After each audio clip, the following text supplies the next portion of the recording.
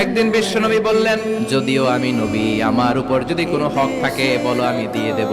কোন সাহাবী দাঁড়ায় না, এক সাহাবী দাঁড়িয়ে বললেন, নবী, যুদ্ধের ময়দানে চাবুক চালানোর সময়, লাঠি চালানোর সময় এক কাফেরকে মারতে যে আপনার লাঠির বাড়ি আমার পিঠের মধ্যে পড়েছে, আপনার পিঠে আমি লাঠির বাড়ি মেরে এটারে শোধ করে দিতে চাই। নবী বললেন, আসো, তুমি এসে আমার পিঠে লাঠি দিয়ে চাবুক দিয়ে বাড়ি মারো।